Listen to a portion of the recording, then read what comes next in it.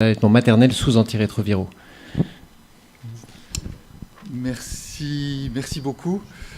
Je remercie aussi les organisateurs de la FRAVI de me donner l'opportunité de parler de ce sujet qui me semble vraiment important. On n'est pas très nombreux, mais on est le noyau dur et dynamique et intéressé par la santé de l'enfant et l'infection à VIH chez l'enfant. Le sujet qui lie l'allaitement maternel et la prise d'antirétroviraux par les femmes allaitantes était un sujet vraiment important. Il faut se rappeler que chaque année, on estime environ 1 500 000 grossesses surviennent chez des femmes qui sont infectées par le VIH, que l'OMS, depuis maintenant bientôt 5 ans, recommande le traitement antirétroviral universel chez les femmes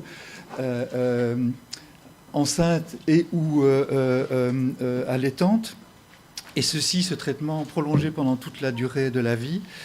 Et donc, vous voyez d'ailleurs sur cette diapo les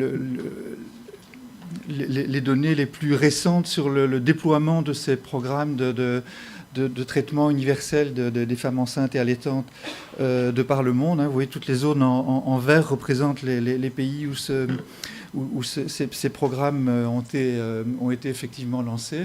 Et puis, donc, on se rend compte en voyant ces données-là qu'il y a une concordance de temps, puisque l'immense majorité des femmes enceintes infectées par le VIH qui seront sous traitement antirétroviral vont devenir tôt ou tard des femmes allaitantes, puisque beaucoup d'entre elles n'ont pas d'alternative à l'allaitement maternel. Et donc, va se poser diverses questions sur les relations entre allaitement maternel et prise d'antirétroviraux. Alors, ces questions, elles sont multiples, et j'ai dû obligatoirement faire un choix. Et je vous propose de voir un peu la situation sous forme de 4 questions. La première qui pose la question de l'efficacité préventive du traitement maternel suppressif pendant l'allaitement. La deuxième, l'importance du réservoir associé aux cellules. C'est un domaine qui m'est très cher, impliqué dans la transmission du VIH par l'allaitement maternel et l'influence que peut avoir le traitement suppressif maternel sur ce réservoir. Le passage des antirétroviraux dans le lait maternel et les conséquences que peut avoir ce passage de ces antirétroviraux dans le lait maternel sur la santé de l'enfant. Donc la première question, efficacité préventive du traitement maternel. Alors cette diapo, vous la connaissez, je pense, tous. Les effets du traitement maternel sur la réduction de la transmission sont évidemment absolument indéniables. On l'a vu au niveau mondial au cours de la dernière décennie. On est passé d'environ 400 000 nouvelles infections pédiatriques annuelles à moins de 150 000 actuellement, avec l'espoir de continuer cette décroissance des nouveaux cas de transmission en parallèle à l'augmentation de la proportion de femmes enceintes ou allaitantes sous traitement antirétroviral. Alors, on pourrait se dire qu'il y a effectivement donc une concordance majeure, en particulier dans les dernières années et depuis le déploiement de l'option B+, qui montre très clairement que le traitement antirétroviral maternel a un impact majeur sur la réduction du nombre de nouvelles infections. Ceci sont les dernières informations dont on dispose, et vous voyez qu'elles datent déjà d'il y a environ 3 ans. On a très peu d'informations vraiment récentes sur la réelle efficacité dans les programmes de l'option B+. Ce qui nous montre incidemment qu'on est probablement meilleur à comptabiliser, à énumérer le nombre de femmes qu'on met sous traitement dans les programmes qu'à voir réellement l'efficacité au bout de la chaîne de ce traitement sur la transmission à l'enfant. Mais vous montre néanmoins que d'abord il y a une disparité extrême entre les taux de transmission résiduelle dans les divers programmes.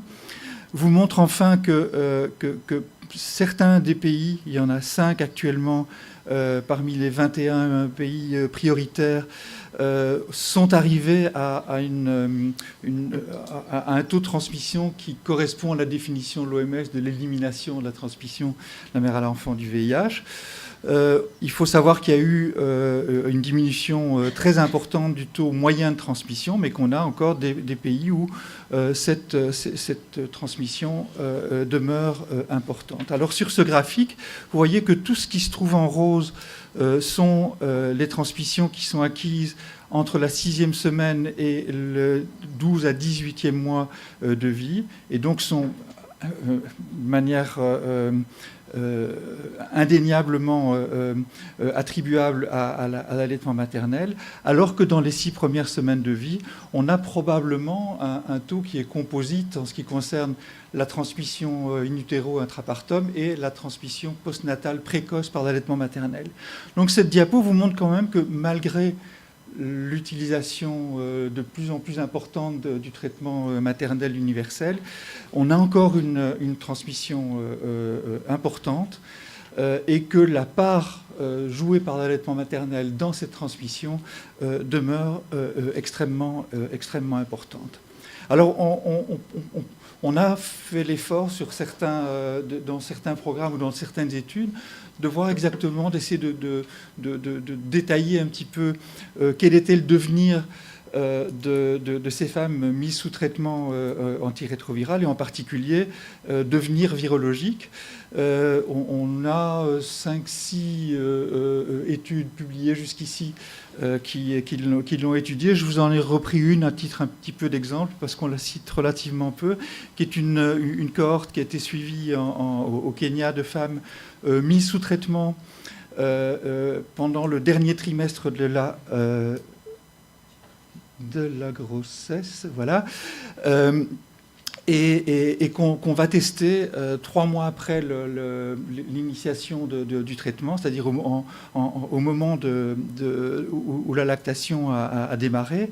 Et on se rend compte que dans cette cohorte, eh bien, 41% des femmes ont une charge virale ARN plasmatique détectable. 19% ont une charge virale détectable dans le lait maternel. Et chose intéressante, ces 41% et 19% ne sont pas obligatoirement les mêmes. On a pas mal de femmes qui sont non détectables au niveau plasmatique, mais le sont de manière itérative au niveau du lait maternel et réciproquement. Ce qui est intéressant aussi de comparer, d'analyser, c'est que dans l'immense majorité de ces femmes qui ont une infection non contrôlée par les antirétroviraux, eh bien, on a un profil de résistance qui suggère que eh bien, très peu de virus, de mutants résistants ont été sélectionnés, qu'on a très probablement affaire là à un problème réel d'adhésion au traitement. Alors vous connaissez tous la magnifique étude de Mayer qui a été publiée dans CID il y a 2 ans. Il a étudié en fait en Afrique du Sud un groupe important de femmes. J'aurais pas dû bouger ça. Un groupe important de femmes en Afrique du Sud chez lesquelles le traitement a été initié pendant la grossesse et qui sont arrivées à la suppression virale. Donc là, on ne parle que de femmes qui ont eu un traitement bien suivi initialement avec suppression virale pendant le 2e trimestre de la grossesse. Et donc on va suivre ces femmes au cours du temps, fin de grossesse et puis pendant l'allaitement, pour se rendre compte que progressivement, chez ces femmes qui étaient indétectables au 2e trimestre de la grossesse, eh bien, on va voir apparaître un certain nombre d'entre elles qui vont avoir une charge virale détectable. Et à la fin de la première année postpartum, eh bien, environ 31% d'entre elles vont avoir une charge virale détectable, malgré le fait que leur traitement était initialement parfaitement bien suivi et suppressif. Donc cette proportion de femmes avec charge virale élevée augmente avec le temps depuis la suppression initiale. Et à 1 an, donc 31% des femmes ont au moins une charge virale plasmatique supérieure à 1000 copies par ml. Ce qui est très intéressant aussi, c'est que chez les femmes virémiques en post-suppression, le pic de virémie est quasiment miroir de la charge virale qui préexistait avant la mise sous traitement. Tout ça pour dire que le traitement antirétroviral maternel, même s'il est bien administré initialement, entraîne malgré tout, par une reprise de réplication chez certaines, une exposition de l'enfant au VIH dans la période postnatale et en particulier par l'allaitement maternel. Alors, deuxième question que je voudrais poser avec vous, c'est l'importance du réservoir associé aux cellules. Vous savez tous qu'on a tendance à dire U égale U. Si on supprime la réplication virale, on n'a plus d'ARN détectable, il n'y a plus de transmission. Il faut marteler le fait que c'est parfaitement légitime comme équation en ce qui concerne la transmission sexuelle. Ça ne l'est absolument pas du tout en ce qui concerne la transmission par l'allaitement maternel. On sait qu'il y a une partie importante, et on le sait depuis plus de 10 ans maintenant, une partie importante de la transmission qui se passe non pas à partir de particules virales libres dans le lait maternel, mais à partir de cellules infectées du lait qui entrent en contact avec les muqueuses de l'enfant. On a finalement relativement peu d'études qui ont porté sur l'effet du traitement antirétroviral maternel sur les réservoirs et la charge virale dans le lait maternel. Et là, j'ai repris une étude qui est un petit peu ancienne, qui date d'il y a plus de 10 ans déjà, de Shapiro, qui était inclus dans la cohorte Mabana, qui a suivi en fait 25 femmes sous traitement antirétroviral et des femmes qui n'étaient à l'époque pas traitées, et regarder l'effet de ce traitement antirétroviral sur la charge virale dans le plasma et dans le lait maternel. Alors, ce n'est pas vraiment un scoop, on se rend compte que le groupe traité a une charge virale plasmatique très fortement réduite, c'est vraiment pas un scoop du tout. On retrouve cette même effet du traitement antirétroviral maternel sur la charge virale libre, l'ARN du VIH dans le lait maternel, mais par contre, on ne voit pas de différence en ce qui concerne la charge virale ADN, c'est-à-dire associée aux cellules, intégrée dans les cellules du lait, avec, si on quantifie cette charge virale, une charge virale ADN qui est parfaitement comparable dans les deux groupes. Alors on était un petit peu plus loin pour essayer de caractériser quelles sont les cellules qui sont potentiellement impliquées dans la transmission par les cellules du lait maternel. Et en particulier, il y a un type cellulaire qui a l'air d'être particulièrement propice à la transmission. Ce sont les lymphocytes T CD4+, qui arrivent activés dans la glande mammaire et dans le lait maternel. Je reprends un petit peu les termes de Nicolas Chaumont de la plénière de ce matin. Je ne pense pas qu'on puisse réellement parler de réservoir ici, parce qu'on a affaire, avec la glande mammaire, à un organe effecteur de l'immunité des muqueuses et à une sortie de cellules de l'organisme. Mais ce que l'on sait, c'est que la glande mammaire et le lait maternel contient une proportion de cellules activées qui doivent être immunologiquement actives pour apporter la bonne parole immunologique à l'enfant. Et donc, dans ce cas-ci, ces lymphocytes T CD4+ activés, quand ils sont infectés par le VIH, eh bien, jouent potentiellement un rôle extrêmement important. Je vais juste revenir une seconde pour insister sur un point qui me semble vraiment critique, c'est que ces cellules, ces lymphocytes T, CD4+, infectés par le VIH, activés donc en cycle viral, en train de produire du virus, eh bien on les retrouve aussi bien et au même taux chez des femmes, dans le lait maternel de femmes en traitement suppressif antirétroviral que chez des femmes qui sont non traitées. Le traitement antirétroviral a l'air d'avoir très très peu d'effet sur ce réservoir. Alors on peut se demander comment est-ce que ces cellules peuvent interagir et constituer éventuellement un vecteur de transmission chez l'enfant et éventuellement établir un réservoir, viral chez l'enfant. Alors on commence à un petit peu mieux comprendre ça avec des résultats tout à fait récents de mon labo qui montrent que les cellules du lait maternel, contrairement à ce qu'on a affirmé pendant des décennies, eh bien, elles peuvent passer chez l'enfant. Elles passent les muqueuses, et en particulier à la faveur de la perméabilité intestinale des premières semaines de vie et en cas de mastite ou d'inflammation pas de mastite, mais d'inflammation digestive chez l'enfant, en particulier au moment de l'introduction d'aliments de sevrage. Et donc ces cellules peuvent passer avec deux devenirs potentiels.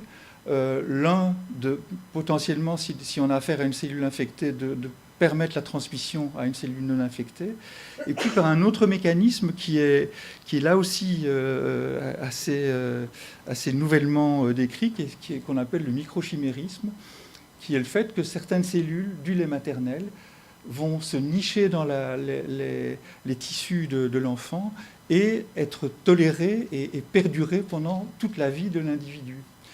Si on a affaire, et ça c'est encore qu'une hypothèse, mais si on a affaire par exemple à des cellules qui sont permissives au VIH, et on pense en particulier à des cellules qu'on retrouve dans le lait maternel, qui sont des progéniteurs de CD4, eh bien ces cellules, si elles sont infectées, ne seront pas reconnues comme non-self dans les tissus de l'enfant, et on a là l'établissement potentiel d'un réservoir viral à long terme. Alors, qu'en est-il du passage des antirétroviraux dans le lait maternel, c'est à savoir les antirétroviraux qui sont ingérés par la maman et qui se retrouvent dans son sang et dans ses tissus, est-ce qu'on va en retrouver dans le lait maternel? Alors, j'ai beaucoup de chance parce que Catherine Awaite vient de faire toute une série d'articles qui font un peu la synthèse de cette situation. Si on prend par exemple les inhibiteurs nucléosidiques de la transcriptase inverse, je ne sais pas si vous êtes familier avec ce genre de diagramme. Donc chaque ligne ici représente une étude, et sur la partie droite, vous avez une échelle qui va de 0 à 4 et qui représente en fait le ratio moyen de la concentration des antirétroviraux dans le lait et le plasma. Si on est dans la partie rose, c'est-à-dire inférieur à 1, eh bien, on a plus d'antirétroviraux dans le plasma que dans le lait. Et inversement, si on est dans la partie blanche du diagramme, on a une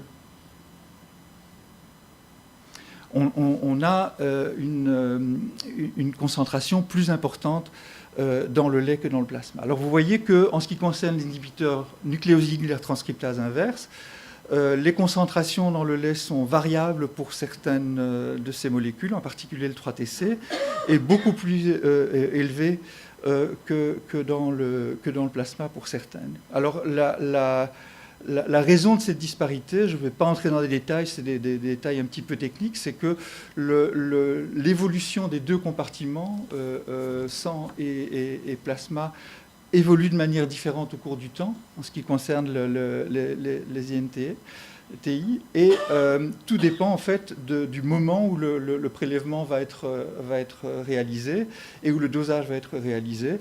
Vous le voyez ici en début, juste après la prise, on aura plus une concentration plus importante de la molécule dans le plasma que dans le lait, et inversement si on a des échantillons un petit peu plus tardifs. En ce qui concerne les nouvelles molécules, on a des données récentes sur le tenofovir et le FTC. Les taux sont extrêmement bas dans le lait maternel en ce qui concerne le tenofovir. sont beaucoup plus élevés, avec parfois même une accumulation de FTC dans le lait maternel, avec 19% des enfants qui finalement, à force d'ingérer du lait maternel dans lequel se trouve du FTC, on retrouve des taux détectables de FTC. La situation est beaucoup plus claire en ce qui concerne les inhibiteurs non nucléosidiques, puisqu'ils se retrouvent relativement en faible concentration dans le lait maternel, avec une très grande cohérence des études. En ce qui concerne les inhibiteurs de protéase, même chose, on a une concentration très très faible des inhibiteurs de protéase dans le lait maternel, très probablement liée à la forte liaison de ces molécules aux protéines. Alors très important, le fait d'ingérer du lait maternel contenant des antirétroviraux, est-ce que ça va avoir une influence sur des taux significatifs de ces antirétroviraux dans le sang et dans les tissus de l'enfant? Alors là encore, si on refait la synthèse des données existantes, on représente ici une échelle qui est la concentration de ces antirétroviraux dans le sang de l'enfant en pourcentage de la dose pédiatrique recommandée. Vous voyez que pour l'immense majorité des molécules, on est très largement inférieur à la barre des 10%, qui est considérée comme les pharmacologues, comme une barre au-dessus de laquelle on pourrait voir survenir des effets indésirables. Mais donc on est très très loin des niveaux des molécules antirétrovirales qui sont susceptibles d'être actives sur la réplication virale. Et puis, pour terminer, quelles sont les conséquences de ce passage de ces antirétroviraux dans le lait maternel? On a une série d'études qui étudient, qui reportent la fréquence de résistance aux antirétroviraux chez des enfants allaités et qui se sont infectés malgré le traitement maternel.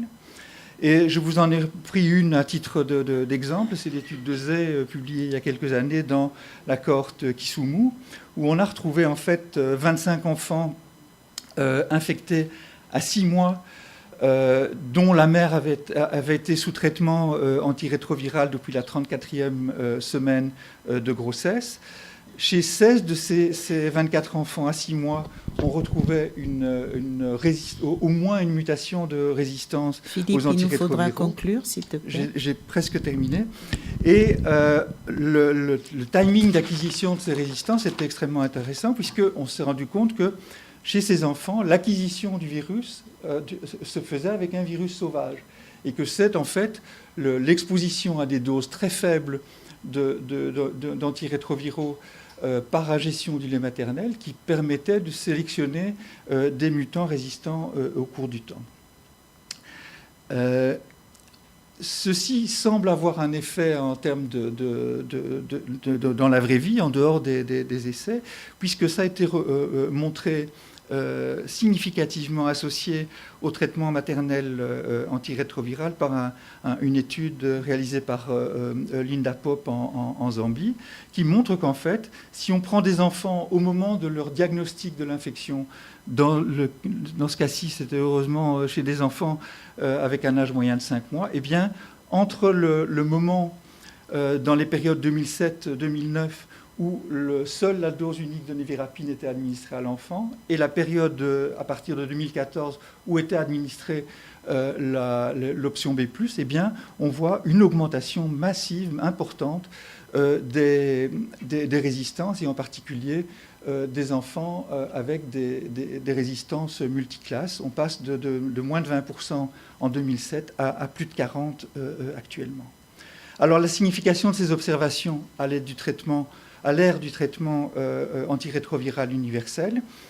D'abord, dans la majorité des cas, l'enfant s'infecte avec un virus sauvage et la sélection de mutants de résistance s'opère à la faveur de concentrations suboptimales, non suppressives d'antirétroviraux. L'infection du nourrisson pendant l'allaitement est donc souvent associée à la virémie maternelle et à un défaut d'adhérence. Et en fait, on peut se dire que le traitement antirétroviral maternel est insuffisant pour prévenir le risque de transmission, surtout s'il y a un défaut d'adhésion. mais est suffisant pour sélectionner des mutants résistants chez l'enfant une fois qu'il a été infecté. Et donc, le problème du défaut d'adhésion dans le postpartum est donc le défi le plus important avec, vous le savez tous, les données assez déprimantes qu'on a dans la majorité des programmes sur l'adhésion au long cours à ces traitements antirétroviraux. Alors pour conclure, je pense qu'il reste énormément de pierres à retourner en ce qui concerne les relations entre allaitement maternel et prise d'antirétroviraux, en particulier la pharmacocinétique et pharmacodiffusion des nouvelles molécules, les inhibiteurs d'intégrase par exemple, le TAF, il y a beaucoup de travail qui reste à faire. On ne connaît pas l'effet chez l'enfant d'une dose faible mais prolongée aux antirétroviraux dans l'allaitement maternel. Dans un autre contexte, on a dans mon groupe des études sur l'effet à long terme de la toxicité mitochondriale de ces antirétroviraux qui sont, je trouve, relativement inquiétants, en particulier sur la délétion de l'ADN mitochondrial qui n'est jamais récupéré après la levée du traitement.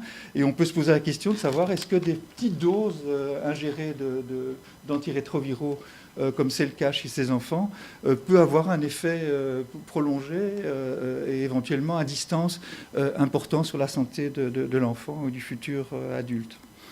Quel est le rôle exact et quantifié du virus associé aux cellules dans la transmission par l'allaitement maternel et en particulier chez des femmes dont le traitement antirétroviral est parfaitement bien suivi? On a des indications actuellement sur plusieurs études de méta-analyse qui suggèrent que quand le traitement maternel est parfaitement suivi, on a une charge virale qui est parfaitement bien contrôlée, on a malgré tout un taux résiduel de transmission par l'allaitement de l'ordre de, d'après les études, 2,5 à 3% à 1 an. Donc c'est pas négligeable. Et puis peuvent se poser la question de la pertinence éventuellement de stratégies de sauvetage qui permettraient à ces enfants qui restent exposés au VIH malgré le traitement maternel d'avoir une stratégie qui lui permette d'éviter l'infection par l'allaitement maternel. C'est un sujet qui nous préoccupe beaucoup et pour lequel on a quelques projets en démarrage. Voilà, je vous remercie pour votre attention et puis je remercie aussi tous les gens et en particulier Catherine Houet qui a très aimablement partagé ces données récentes et tous les gens qui ont contribué à la réflexion du jour. Merci.